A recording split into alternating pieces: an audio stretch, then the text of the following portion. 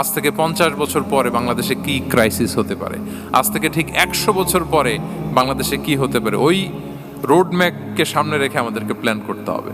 এটাকে বলে vision oriented মাইন্ডসেটের অধিকারী হওয়া। 3 নাম্বার হচ্ছে উইজডম ড্রিভেন মাইন্ডসেট। উইজডম মানে হচ্ছে প্রজ্ঞা। প্রজ্ঞা কি? জ্ঞান আর কমন সেন্স দুইটা একসাথে হইলে ওটারে প্রজ্ঞা বলে। When the knowledge and common sense join together, it reflects as wisdom. আপনার জ্ঞান এবং আপনার কমন সেন্স একসাথে হইলে ওইটা উইজডম হয়ে যায়। রাসূল সাল্লাল্লাহু আলাইহি ওয়াসাল্লাম ছিলেন প্রজ্ঞায় সমৃদ্ধ এক মননের অধিকারী। ওনার সব কিছুতেই প্রজ্ঞা ছিল। উইজডম ইন গিভিং অ্যাডভাইস, উপদেশ দেওয়ার সময় ছিল। উইজডম ইন পলিসি মেকিং এর সময় সেখানে প্রজ্ঞা ছিল। Wisdom in action strategic plan, কোনো স্ট্র্যাটেজিক প্ল্যানের ক্ষেত্রে প্রজ্ঞা ছিল। রাসূল সাল্লাল্লাহু আলাইহি ওয়াসাল্লাম একই প্রশ্নের উত্তর এক একজনকে এক একভাবে দিতেন। অনেক সাহাবারা জিজ্ঞেস করতেন যে রাসূলুল্লাহ একই প্রশ্ন, একে বললেন এইটা, ওরে বললেন ওইটা, ওরে বললেন আরেকটা, এটা কেন? তো রাসূল সাল্লাল্লাহু আলাইহি ওয়াসাল্লাম বললেন যে আমি জানি ওর কিসে ঘাটতি, আমি জানি ওর কি প্রয়োজন, আমি জানি ওকে কোন নাসিহাটা দিলে কাজ করবে, ফলে এক একজনকে আমি এক একভাবে ক্লারিফাই করেছি। আল্লাহু আকবার। This is called wisdom. আচ্ছা, উইজডম, রাসূল সাল্লাল্লাহু আলাইহি ওয়াসাল্লাম যে উইজডম ড্রিভেন মাইন্ডসেটের অধিকারী ছিলেন, এটার কয়েকটা এক্সাম্পল আমরা সিরাত থেকে দেখি। মক্কা বিজয় হয়েছে কত হিজরিতে? অষ্টম হিজরিতে যখন মক্কা বিজয় হলো, তখন রাসূল সাল্লাল্লাহু আলাইহি ওয়াসাল্লাম আম্মাজান আয়েশার সাথে গল্প করছিলেন আর বলছিলেন, আয়েশা, লাউলা হাদাসাতু আহদি কওমিকা বিল কুফরি লানাকাতুল কাবাতা ওয়ালা জাআলতুহা আলা আসাসি ইব্রাহিম। আয়েশা, তোমার এই মক্কাবাসী, তোমার এলাকার লোকজন যদি একটা ক্যাওস সৃষ্টি না করতো, তাহলে কাবার যে আসল শেপ, আমি ওই আসল শেপে এটাকে ফেরত নিতাম, কিন্তু নিতে গেলে এখন একটা ঝামেলা বাঁধবে, এজন্য নিব না। ব্যাপারটা হচ্ছে আমরা এখন যে কাবাটাকে দেখি, এটা হচ্ছে স্কয়ার আকৃতির। স্কয়ার মানে কি? বর্গাকৃতি, তাই তো? বর্তমান কাবা কোন আকৃতির বলেন তো? একটা বড় কিউবের সাইজ না? দূর থেকে দেখলে মনে হয় একটা বড় কিউবের সাইজ, কিউবের আকৃতি মানে স্কয়ার, চতুর্ভুজ। কিন্তু সাইয়েদানা ইব্রাহিম আলাইহিস সালাম যে কাবা নির্মাণ করেছিলেন, এটা কিন্তু এরকম কিউব ছিল না, ওটা ছিল রেক্ট্যাঙ্গেল। রেক্ট্যাঙ্গেল ছিল, মানে আয়তাকৃতির ছিল, এরকম লম্বা। এই যে এই টেবিলটা যেরকম, টেবিলের যে শেপ এরকম ছিল, এরকম লম্বা কাবাঘর ছিল আয়তাকৃতির। কিন্তু এখন এটা কমে স্কয়ার আকৃতির হয়ে গেছে। এর কারণটা কি? কাবা একবার ওখানে অগ্নিকাণ্ড ঘটার কারণে ধ্বংস হয়েছিল, ফলে কাবাকে আবার রিনোভেশন করা লেগেছিল, পুনর্নির্মাণ। তো কুরাইশরা সিদ্ধান্ত নিয়েছিল কাবা পুনর্নির্মাণে আমরা কোনো হারাম টাকা ইউজ করব না, যার কাছে যত হালাল টাকা আছে নিয়ে আসা হলো। কিন্তু হালাল টাকা যতটুকু জমা হয়েছে, এটা দিয়ে পুরো কাবা নির্মাণ হয় না, অর্ধেক হয়। ফলে কাবা যে আয়তাকৃতির ছিল সেটা না হয়ে গেছে কি বলেন? বর্গাকৃতির, মানে স্কয়ার। ওই স্কয়ার কাবাই আজ পর্যন্ত রয়ে গেছে। কিন্তু ওই যে আয়তক্ষেত্রের যে শেপের মধ্যে যতটুকু জায়গা বাকি ছিল, ওইখানে দেখবেন একটা ক্রিসেন্টের মতো আছে, হেজরে ইসমাইল, হাতিমে কাবা বলে। ওইটার ভিতরে নামাজ পড়া আর কাবার ভিতরে নামাজ পড়া একই হুকুম। ওইটার ভিতরে নামাজ পড়া আর কাবার ভিতরে নামাজ পড়া কি একই হুকুম। ফলে ওই হাতিমের ভেতরে ফরজ সালাত আদায় হয় না, নফল সুন্নাত পড়া যায়।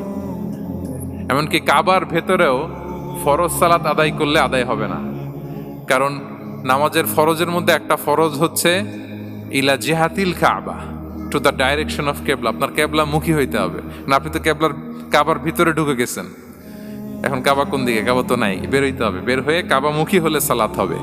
I think you got the point. তো তাহলে রাসূল সাল্লাল্লাহু আলাইহি ওয়াসাল্লামের উইজডম বা প্রজ্ঞাটা এখানে দেখেন। আম্মাজান আয়েশা রাদিয়াল্লাহু তাআলা আনহাকে উনি বললেন যে, আয়েশা, মক্কা তো বিজয় হলো, মক্কার কন্ট্রোল তো এখন আমার হাতে। চাইলে আমি কাবাকে ভেঙে সেই ইব্রাহিম আলাইহিস সালামের যে বেইজ ওরকম লম্বা করে শেপ দিতে পারি, কিন্তু দিব না। কেননা দিলে মক্কা একটা ক্যাওস হতে পারে। কি হতে পারে? কারণ তারা একেবারে ভেরি রিসেন্ট মুসলমান হয়েছে, তারা না বুঝেই বলবে যে সে আদি কাবা, মুহাম্মদ এই কাবার অপমান করেছে, কাবাকে ভুলুণ্ঠিত করেছে, সম্মানকে নষ্ট করেছে, এরকম একটা কোশ্চেন রাইজ করতে পারে। এই জন্য আমি করলাম না। সুবহানাল্লাহ। This is called wisdom. এটাকে কি বলে? প্রজ্ঞা। এটাকে প্রজ্ঞা বলে। তাহলে আপনার জ্ঞান এবং আপনার কমন সেন্স, দুইটা যখন কানেক্ট করে তখন সেটা প্রজ্ঞা হয়। প্রজ্ঞার আরেকটা উদাহরণ যদি দেই সিরাত থেকে, রাসূল সাল্লাল্লাহু আলাইহি ওয়াসাল্লামের যে কনফ্লিক্ট রিজলভিং ক্যাপাসিটি ছিল, যখন কাবাকে পুনর্নির্মাণ করা হচ্ছে তখন হাজরে আসওয়াদকে বের করা লেগেছিল, এবং রিনোভেশন শেষে আবার হাজরে আসওয়াদকে তার জায়গা মতো, মানে ব্ল্যাক স্টোন যেটাতে চুমু দিলে মানুষের গুনাহ মাফ হয়ে যায়, হাজরে আসওয়াদ চিনতে পেরেছেন না?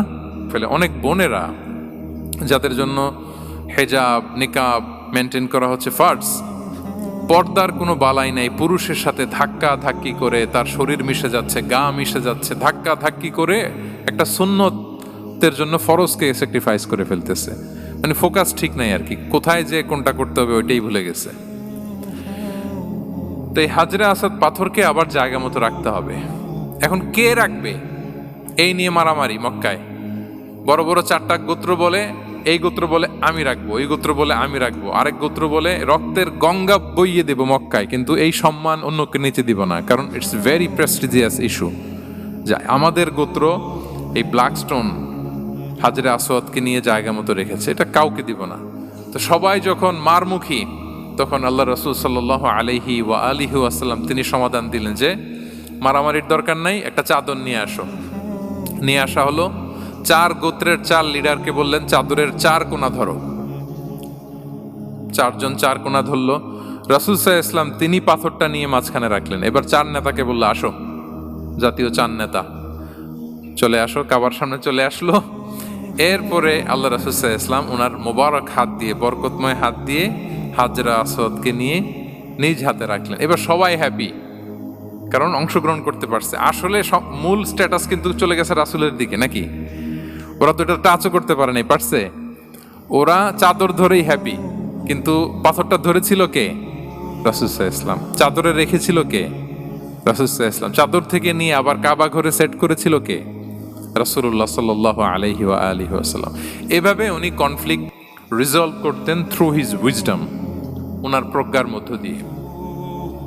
আমরা যদি তায়েফের ঘটনা দেখি, রক্তাক্ত হয়েছেন, পাহাড় রক্ষী ফেরেশতারা এসে বলেছে রাসূলুল্লাহ জাস্ট অর্ডার করেন, আমরা কলাপস করবো এমন ভাবে the entire Taif city will be collapsed, একেবারে স্ম্যাশ করে দিব, পাউডার হয়ে যাবে।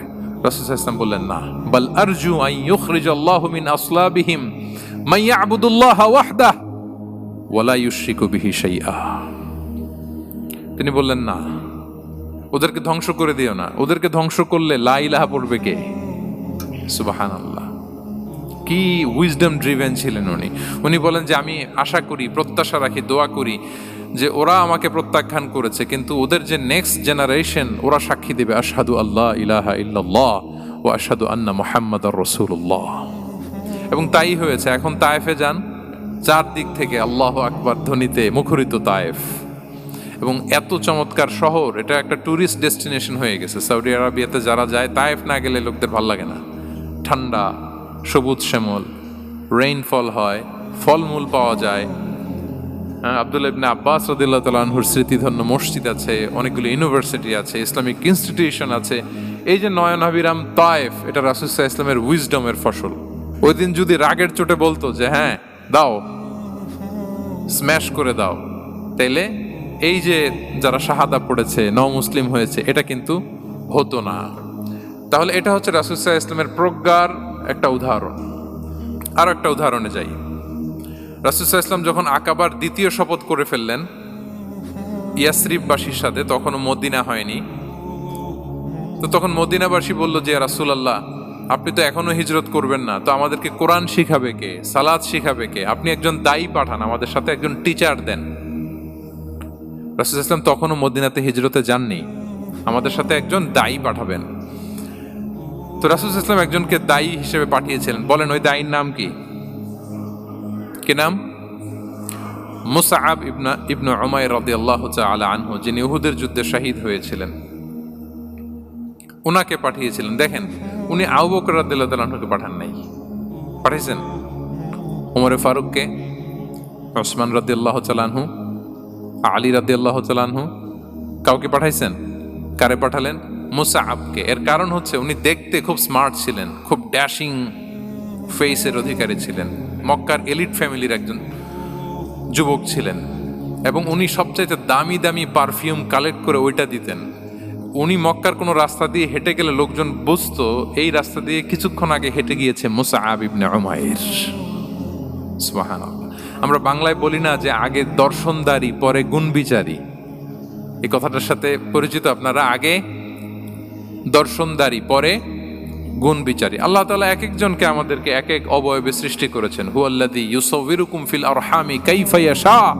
আল্লাহর একটা নাম হচ্ছে তিনি আল মুসাউবির, দ্য ডিজাইনার।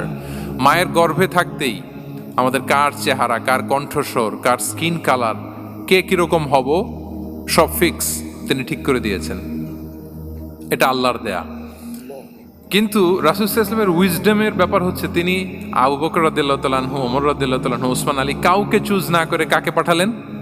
মুসআব ইবনে উমাইরকে। যে তাকে দেখলেই সবাই আগে পাগল হয়ে যায়, মানে ইমপ্রেস হয়ে যায়। হ্যাঁ, ফার্স্ট ইমপ্রেশনটা তার খুব ভালো, খুব ভালো। উনি মুসআব ইবনে উমাইরকে পাঠালেন এবং যেই প্ল্যান সেই কাজ। উনি যে পুরো মদিনা কাঁপায় ফেলছেন মাশাআল্লাহ। মদিনার ঘরে ঘরে উনি ইসলামের বার্তা পৌঁছে দিয়েছেন এবং স্বয়ং রাসূলুল্লাহ সাল্লাল্লাহু আলাইহি ওয়াসাল্লামের আগে তিনি মদিনাতে জুমার নামাজ পড়েছিলেন। কারণ জুমার বিধান আসছে, কিন্তু মক্কা এমন একটা ল্যান্ড যেখানে এখনো জুমা পড়া আবশ্যক হয় নাই, চারদিকে কুফর বেষ্টিত। তো রাসূল সাল্লাল্লাহু আলাইহি ওয়াসাল্লাম লোক পাঠিয়েছেন যে জুমার বিধান এসছে, মুসাব তুমি কিন্তু মদিনায় যারা আছে তাদেরকে নিয়ে জুমা পড়ে ফেলো। তো মুসাব রাদিয়াল্লাহু তাআলা আনহু স্বয়ং রাসূলুল্লাহ সাল্লাল্লাহু আলাইহি ওয়াসাল্লামের আগে রাসূল সাল্লাল্লাহু আলাইহি ওয়াসাল্লামের পারমিশন নিয়ে মদিনাতে জুমা কায়েম করে ফেলছে। সুবহানাল্লাহি ওয়া বিহামদিহি। দেখেন, উইজডম ড্রিভেন পার্সোনালিটির অধিকারী ছিলেন, প্রজ্ঞার অধিকারী ছিলেন, অন্য কাউকে পাঠাননি। কাকে পাঠিয়েছেন? মুসআব ইবনে উমাইর। তাহলে উনি যেই কাজটাই করতেন, যেটা বলতেন, যেটাতে এঙ্গেজ হতেন, এর নেপথ্যে প্রজ্ঞা ছিল। কি ছিল ভাই? উইজডম ছিল। আল্লাহ যেন সেই উইজডম আমাদেরকে দান করেন, আল্লাহ যেন সেই প্রজ্ঞা দিয়ে আমাদেরকে সমৃদ্ধ করেন। আমরা সবাই পড়ি আমিন। 4 নাম্বার হচ্ছে রিফর্ম সেন্ট্রিক মাইন্ডসেট। মানে রাসূল সাল্লাল্লাহু আলাইহি ওয়াসাল্লাম সংস্কারবাদী ছিলেন আর কি। ভুলভাল দেখলে রিফর্ম করতেন, ইসলাহ করতেন, সংস্কার। এখন তো ওই যে অনেকগুলো সংস্কার কমিটি হলো দেখলাম বাংলাদেশে, খুব সুন্দর বিভিন্ন বিষয়ে সংস্কার হচ্ছে। এবং স্বাধীনতার পরে আমাদের বয়স তো আর বেশি না, মানে সব দলের লোকেরা মিলে একসাথে এরকম বসা, এরপর রাষ্ট্রীয় ইস্যু নিয়ে ডিসকাস করা, এরপর মাঝে মাঝে আবার ওয়ার্কআউট করা, আবার একটু মিষ্টি ঝগড়া করা, আবার একটু ফান করা, এই সব কিছুর মধ্য দিয়ে জাতির জন্য ভাবা, নতুন নতুন চিন্তা প্রণয়ন। That's very good, I do appreciate. এটা দরকার। এমন বাংলাদেশই তো আমরা চেয়েছিলাম, ঠিক কিনা বলেন? এই যে রিফর্ম হচ্ছে, এটা অ্যাপ্রিসিয়েবল। রাসূল সাল্লাল্লাহু আলাইহি ওয়াসাল্লামের কিন্তু এই রিফর্ম সেন্ট্রিক মাইন্ডসেট ছিল। অন্যায় দেখলে, ভুলভাল দেখলে, অসঙ্গতি দেখলে, ইনকনসিস্টেন্সি দেখলে শুধরে দিতেন। শুদ্ধাচার অভিযান চালিয়েছেন মক্কাতেও মদিনাতেও, রিফর্ম করতেন। সব খারাপকে তিনি ভালো দিয়ে পরিবর্তন করে দিতেন। আসুন সিরাতের আয়নায়, থ্রু দ্য লেন্স অফ সিরা, আমরা দেখি কিভাবে পরিবর্তন করতেন। রাসূল সাল্লাল্লাহু আলাইহি ওয়াসাল্লামের একটা আদত বা হ্যাবিট ছিল, তিনি কোনো ব্যক্তির বা কোনো স্থানের কোনো বাজে নাম বা খারাপ নাম দেখলে ওটা ভালো নামে চেঞ্জ করে দিতেন। মক্কা থেকে মদিনায় হিজরতের আগে মদিনার নাম ছিল ইয়াসরিব। কি ছিল?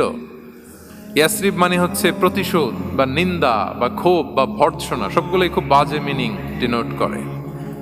রাসূল সাল্লাল্লাহু আলাইহি ওয়াসাল্লাম বললেন, আমি যেই শহরে হিজরত করব এই শহরের নাম ক্ষোভ, এই শহরের নাম হিংসা, এটা হইতে পারে? বলেন।